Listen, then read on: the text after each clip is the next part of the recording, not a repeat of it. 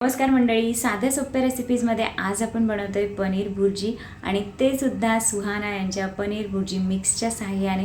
त्यामुळे आपली जी पनीर भुर्जी आहे ती अगदी झटपट साध्या सोप्या पद्धतीने आणि चवीला सुद्धा खूपच छान अशी बनणार आहे।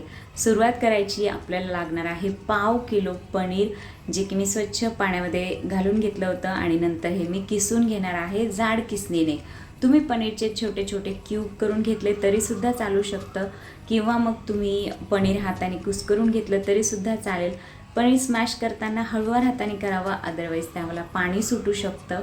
तर असे जे पनीर आहे ते मी किसून घेणार आहे आणि या पनीर भुर्जीच्या मिक्समध्ये ना मीठ मसाला सगळं इन्क्लुडेड आहे, त्यामुळे आपल्याला वेगळं मीठ मिरची असं काहीच घालायची गरज नाही आहे।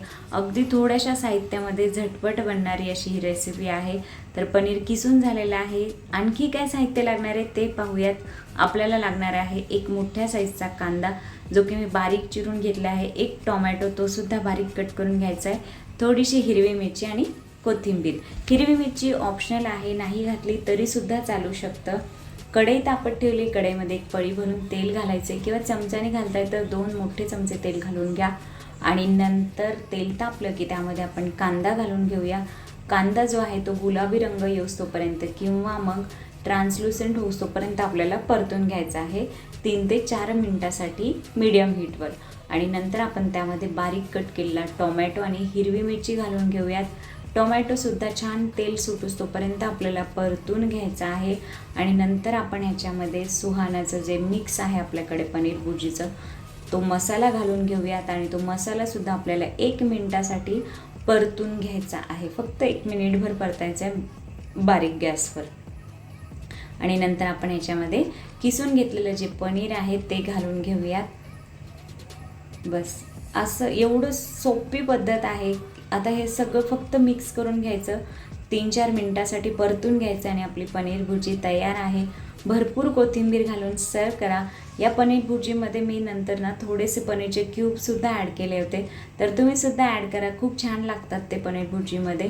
तर अगदी झटपट बनणारी रेसिपी आहे।